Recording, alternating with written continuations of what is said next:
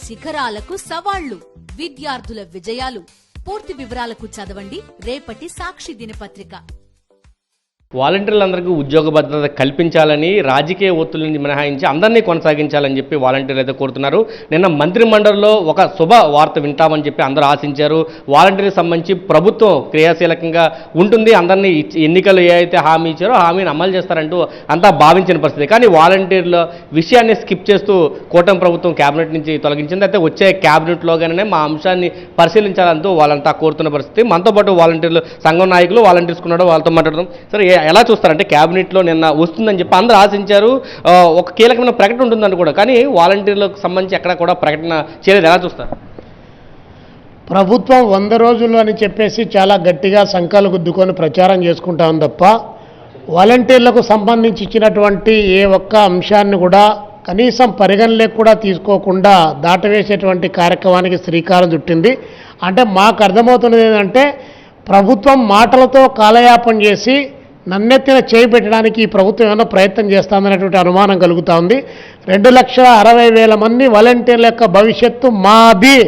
మేము జగన్మోహన్ రెడ్డి గారు ఇచ్చినట్టు 5,000 రూపాయలు కాదు, మేము 10,000 ఇస్తాము, మీకు భద్రత కల్పిస్తాము తమ్ముళ్ళు అని చెప్పి గట్టి గడిచినటువంటి చంద్రబాబు నాయుడు గారి గాత్రం నిన్న ఏమన్నా మూగబోయిందా, లేకపోతే ఉద్దేశపూర్వకంగా మూగబోతా ఉన్నారని చెప్పి అడుగుతూ ఉన్నాం.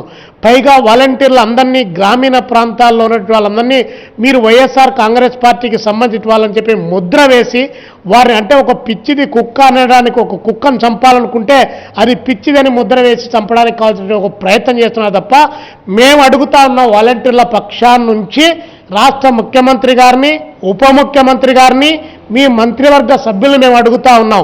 అంటే మీరు ఇప్పుడు వేరే రాజకీయ పార్టీల్లోంటి మీ పార్టీలోకి చేర్చుకునేటి వాళ్ళంతా స్ఫటికాలా అని చెప్పి అడుగుతా ఉన్నాం. అవినీతి మరకలు అంటుకోలేదా అని అడుగుతా ఉన్నాం. కాబట్టి మీరేమో రాజకీయాల్లో భ్రష్టుత్వం పొందినటువంటి వారందరినీ కూడా మీ పార్టీల్లో చేర్చుకొని మీరు అటు పోతే ఇటు, ఇటు పోతే అటు అధికార మార్పిడి చేసుకోవచ్చు. కానీ 5,000 రూపాయల జీతాని కోసం 365 రోజులు పనిచేసినటువంటి వాలంటీర్లకు మాత్రం స్వచ్ఛమైనటువంటి వాళ్ళు కావాలి, నీతి నియమాలు ఉన్నటువంటి వాళ్ళు కావాలని చెప్పి నిర్దేశాలు జారీ చేస్తారా?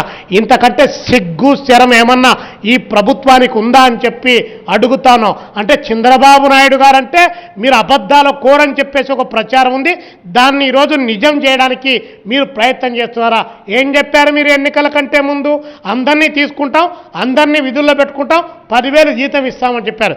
ఈరోజు కనీసం వారిని అడ్రస్ చేయకుండా, వారికి జీతాలే ఇవ్వకుండా 3 మాసాలుగా ఇబ్బంది పెడతా ఉంటే ఏంటి దరిద్రం అని చెప్పి మేము అడుగుతా ఉన్నాం. కాబట్టి చంద్రబాబు నాయుడు గారు ఇప్పటికైనా మీరు మేల్కొని వారికి రాజకీయ రంగు పులమకుండా గ్రామీణ ఆర్థిక వ్యవస్థను పరిపుష్టం చేయడంలో, గ్రామీణ ప్రాంతాల్లో సేవలు అందించడంలో వారి సేవలను వినియోగించుకోవాలని చెప్పేసి మేము వాలంటీర్స్ అసోసియేషన్ తరపు నుంచి విజ్ఞప్తి చేస్తున్నాం. లేదంటే చలో సీఎం క్యాంప్ కార్యాలయం తప్పదు, వీధి పోరాటాలు తప్పవని చెప్పి ఈ సందర్భంగా ప్రభుత్వానికి తెలియజేస్తా ఉన్నాం. అంటే గవర్నమెంట్ చెప్తుంది నిన్న క్యాబినెట్లో 2023లోనే రెన్యువల్ చేయలేదు కాబట్టి దీని గురించి మేము ఇప్పుడు ఆలోచించే అవసరం లేదంటూ నిన్న మంత్రి మాట్లాడి. ఎలా చూస్తారు? అంటే 2023లో ఇవ్వకపోయినా అందరినీ కొనసాగించారు, ఎవరిని ఎక్కడ ఆపలేని పరిస్థితి, ఎన్నికల వరకు కూడా కొనసాగించే పరిస్థితి ఉంది కదా సార్. బాగానే ఉంది. ఇప్పుడు ఏదైతే 2023లో రెన్యువల్ చేయలేదు అనే దానికి ఒక ప్రూఫ్ అంటూ ఉంది అనుకుంటే 9 నెలల శాలరీ అనేది ప్రతి వాలంటీర్ అకౌంట్లో 200 రూపాయలతో కలిపి పడింది. దానికి వివరణ ఇవ్వాల్సింది బాల వీరాంజనేయులతో పాటు డిప్యూటీ సీఎం. దీనికి నిర్దేశమైనటువంటి కార్యాచరణ మీరు చేశారు అనటంలో వాళ్ళు ఏదైతే మీ గవర్నమెంట్ వచ్చిందో ఆ గవర్నమెంట్ వచ్చేటప్పుడు 3 నెలల నుంచి 5 నెలల వరకు పెండింగ్ ఉన్నాయి.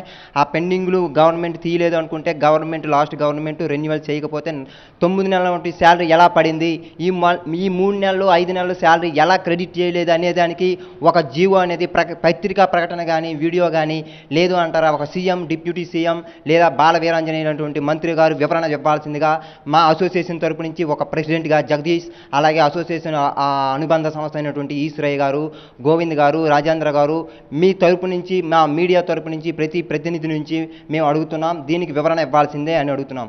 ఇంకొకటి 2,60,000 మందిని తీసుకోవాల్సిందిగా అడుగుతూ వాళ్ళకి 2,60,000 మందిలో ప్రతి ఒక్కరిని ప్రతి రాజకీయ ఒత్తిడితో తీసుకున్నారు. అది మీరు కార్యాచరణ గవర్నమెంట్ ఇష్టం ఎలా చేస్తుంది అనేది ఒకండి. మా వ్యవస్థ ఉంది, ఈ వ్యవస్థని మన సీఎంతో పాటు నేషనల్ వైజ్గా ఇంటర్నేషనల్ వైజ్గా నరేంద్ర మోడీ గారు కూడా చాలా ఇంటర్నేషనల్ పై దేశాలు కూడా గుర్తింపు తెచ్చాయి. ఆ తెచ్చిన గుర్తింపులో మనకు ప్రతి ఒక్కరు కూడా ప్రతి రాష్ట్రంలోని ప్రతి దేశంలోని ఇంటర్నేషనల్ వైడ్గా గుర్తింపుతో పాటు ఈ వాలంటరీ వ్యవస్థ అనేది కావాలి అని చెప్పి చాలా రిక్వెస్ట్గా అడిగారు. దానికి ఎన్డీఏ ప్రభుత్వానికి చాలా లింక్ ఉంది. ఎన్డీఏ గవర్నమెంట్ అనేది మా అందరికీ ఉద్యోగ భద్రత ఇవ్వాలి. ఇంకోటి 20 లక్షల ఉద్యోగాలు ఇస్తామని చెప్పి మన ముఖ్యమంత్రి, సీఎం అలాగే ఉప ముఖ్యమంత్రి పవన్ గారు చెప్పారు.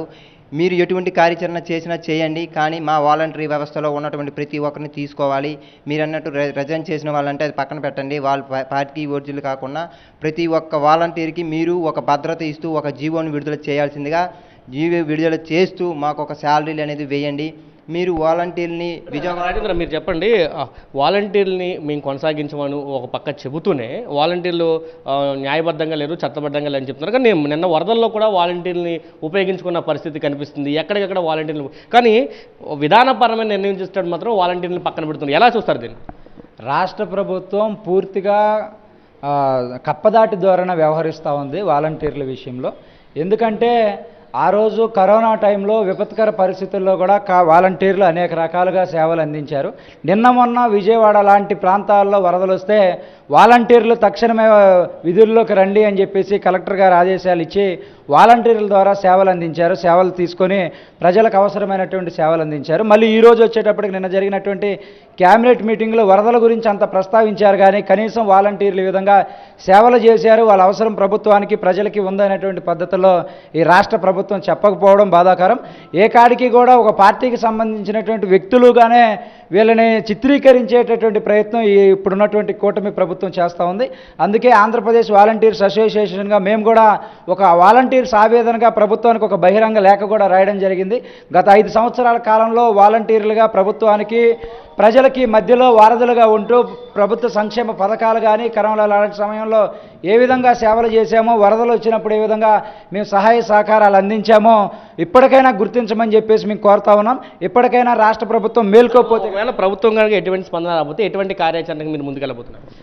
ప్రభుత్వం కనుక స్పందించకపోతే రేపు 26వ తారీఖు నుంచి 2వ తారీఖు వరకు గాంధీగిరి పద్ధతుల్లో శాంతియుతంగా నిరసన కార్యక్రమాలు చేపడతాం, వీధి పోరాటాలకు దిగుతాం. నెక్స్ట్ క్యాబినెట్ సమావేశం లోపు కనుక మాకు సరైనటువంటి నిర్ణయము వాలంటీర్లకు న్యాయం చేస్తూ ప్రకటన రాకపోతే అవసరమైతే సీఎం క్యాంప్ కార్యాలయం ముట్టడించడానికి సిద్ధంగా ఉన్నాం. ఇది చెప్తున్నారు. ఖచ్చితంగా వాలంటీర్లకి సంబంధించి ఏదైతే కూటమి ప్రభుత్వం ఎన్నికల్లో హామీ ఇచ్చిందో హామీని ఖచ్చితంగా అమలు చేయాలి. 2,60,000 మంది ఎవరైతే వాలంటీర్లు ఉన్నారో అందరినీ కొనసాగించాలని చెప్పి వాళ్ళు కోరుతున్నారు. ఖచ్చితంగా వచ్చే క్యాబినెట్లోగా నిర్ణయం తీసుకోకపోతే ఈ 26 నుంచి 2వ తారీఖు వరకు దాదాపు 6 రోజుల పాటు ఒక కార్యక్రమానికి మేము పిలిపించాం. ఖచ్చితంగా ఈ పిలుపుని అమలు చేస్తాం. దాంతోపాటు క్యాబినెట్లో నిర్ణయం తీసుకొని అమలు చేయకపోతే సీఎం క్యాంప్ కార్యాలయాన్ని ముట్టడానికైనా దిగుతామంటూ వాలంటీర్ అసోసియేషన్ నాయకులు వాలంటీర్లు చెప్తున్న పరిస్థితి కనిపిస్తుంది. కెమెరా పర్సన్ వెంకటతో కలిసి సురేంద్ర, సాక్షి టీవీ, విజయవాడ నుంచి.